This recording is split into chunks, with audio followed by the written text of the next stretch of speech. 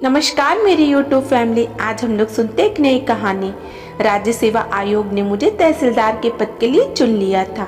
नियुक्ति से पहले सभी सिलेक्टेड कैंडिडेट्स का मेडिकल होता है, तो मेरे भी मेडिकल की डेट तो आ ही गई थी। अच्छा ही है, सरकार के पैसे पर एक बार पूरी बॉडी का चेकअप हो जाता है।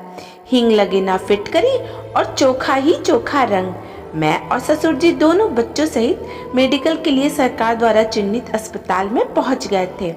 यह शहर का सबसे बड़ा सरकारी अस्पताल था। सरकारी अस्पतालों में चाहे सुविधा अच्छी ना हो, लेकिन डॉक्टर सब एक से बढ़कर एक वेल क्वालिफाइड होते हैं। वैसे भी मलाई सरकारी नौकरियों तक पहुंचती है, बाकी छाछ इधर उधर। मेरी बड़ी बेटी 3 वर्ष की थी और छोटा बेटा मुश्किल से 1 साल का। हमारे मेडिकल बोर्ड में कोई 10 लड़कियां और थीं। हम सभी को अलग अलग प्रकार के मेडिकल टेस्ट के लिए अलग अलग जगहों पर भेजा जा रहा था। सभी अपने अपने नंबर का इंतजार कर रहे थे। ससुर जी दोनों बच्चों को अच्छे से संभाल रहे थे। मैं भी बीच बीच में जाकर बच्चों को देख लेती थी। हम सब लड़कियां आपस में बात कर रही थी, एक दूसरे का नाम और कहां से आई हैं, कौन सी सर्विस से आवंटित हुई है आदि सवाल पूछे जा रहे थे। तभी एक लड़की ने कहा, स्नेहा जी, बच्चे नाना से बहुत घुले मिले हुए हैं। आपके पापा बच्चों को कितने अच्छे से देख रहे हैं। आपने तैयारी मैके में ही रह करके की होगी। मेरे कुछ बोलने से पहले ही एक दूसरी लड़की तपाक से बोल पड़ी, यह भी कोई पूछने की बात है? ससुराल में रहकर पढ़ाई होती है क्या भला? मैं अक्सर ही यह सवाल सुनती रहती हूँ। यह प्रश्न किसी न किसी रूप में मेरे सामने आता ही रहता है। इस प्रश्न को सुनकर मुझे अपनी किस्मत पर नाज हो उठता है। हो भी क्यों ना, शादी हुई थी तब मैं महज 18 साल की थी। 12वीं पास करते मेरी शादी कर दी गई। अपनी जिंदगी में कुछ करने के लिए सपने को एक झटके में तोड़ दिया गया था। हमेशा से एक माधवी क्षेत्र के रूप में रही थी मैं। मेरे अध्यापक को ही नहीं, मेरे मम्मी पापा को भी मुझसे बड़ी उम्मीदें थी, लेकिन किस्मत को कुछ और मंजूर था। पापा का बिजनेस ठीक ठाक था। हमारा अच्छा खाता पीता परिवार था। पापा को बिजनेस में बहुत बड़ा घाटा लगा। हमारे घर दुकान सब बिक गए। पापा ये सदमा बर्दाश्त नहीं कर पाए और उनकी मृत्यु हो गई। मम्मी अपनी बची खुची पूंजी और हम दोनों भाई बहन को लेकर अपने मैके आ गई। वहाँ रहते हुए मैं कॉलेज में एडमिशन लेती। उससे पहले ही मेरे लिए एक रिश्ता आ गया। मेरे पति तपेश भी 2 भाई और 1 बहन थी। कुछ वर्ष पहले ही तपेश की मम्मी का देहांत हो गया था। तपेश के पापा की सरकारी नौकरी थी, खुद का घर था। तपेश की बड़ी बहन की शादी हो गई थी। तपेश अभी कॉलेज में था, लेकिन घर पर किसी औरत का होना जरूरी था। यही सोचकर तपेश के पापा और बहन उनकी शादी करवाना चाहते थे।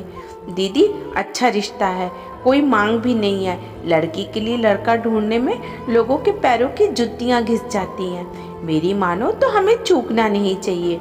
छोटे मामा जी ने कहा, वैसे भी हम 3 लोग मामा पर बोझ बने हुए थे। यह बात अलग है कि मैं और मम्मी दोनों ही मामी को पता तक नहीं लगने देते थे, ना हिलने देते थे। मम्मी ने मेरी और बड़ी निराही आंखों से देखा। मुझ में अपनी मम्मी की लाचारी देखी, जितनी तो मैं समझ ही थी। मैंने अपना सिर झुका लिया। मामा जी मेरे छोटे भाई को किसी दुकान पर काम पर लगाने का प्लान बना रहे थे। मैंने सोचा कि शायद मेरे इस बलिदान से उसे स्नातक तो पढ़ने का मौका मिल जाएगा। तपेश से मेरी शादी हो गई और मैं अपने ससुराल आ गई। शादी के बाद कोई 1 महीने तक तपेश की बड़ी दीदी मीनाक्षी हमारे साथ रही। उसके बाद यह कहकर वो अपने ससुराल लौट गई कि स्नेहा, ये घर अब तुम्हारी जिम्मेदारी पर है। अब मैं अपने सास के ससुराल में अकेले ही हो गई थी। शादी से पहले एक बार मम्मी ने थोड़ी चिंता जताई थी कि बेटा, बिना सास के ससुराल में निभाना बड़ा मुश्किल हो जाता है। खुद की सास ने तो 50 सासें बन जाती हैं। ना कहे तो मैं मामा जी को मना कर देती हूँ। अब ओखली में सिर दिया है तो मूसलों से क्या डरना।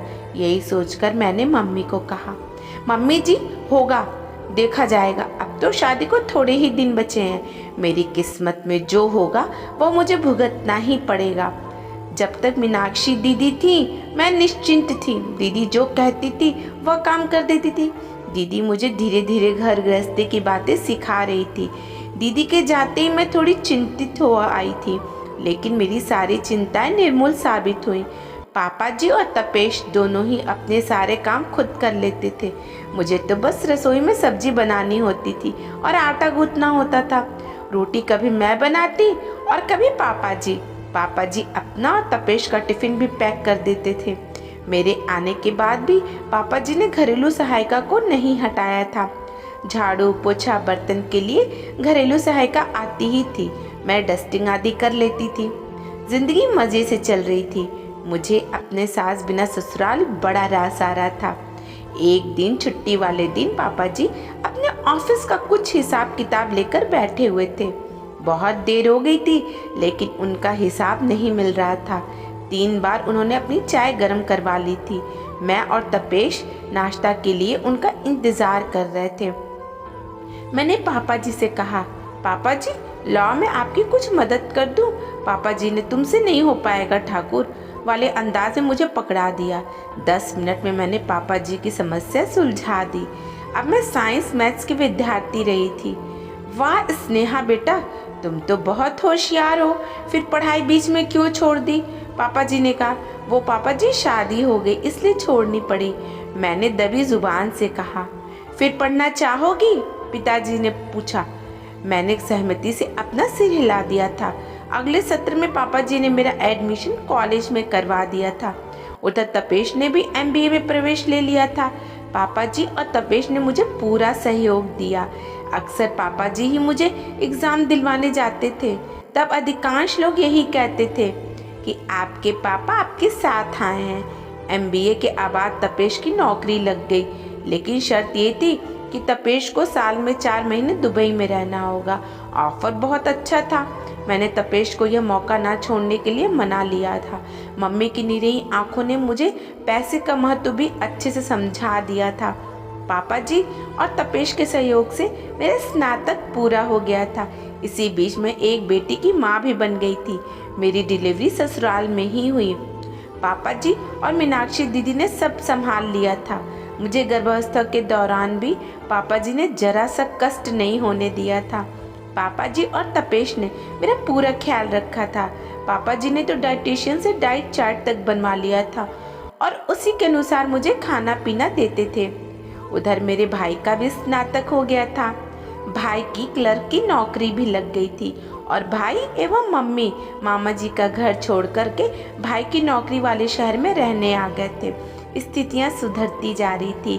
बेटी होने के बाद मैं B.Ed करना चाह रही थी, लेकिन पापा जी ने कहा, बेटा तू इतनी होशियार है, तू अधिकारी बन, राज्य सेवा आयोग की परीक्षा की तैयारी कर।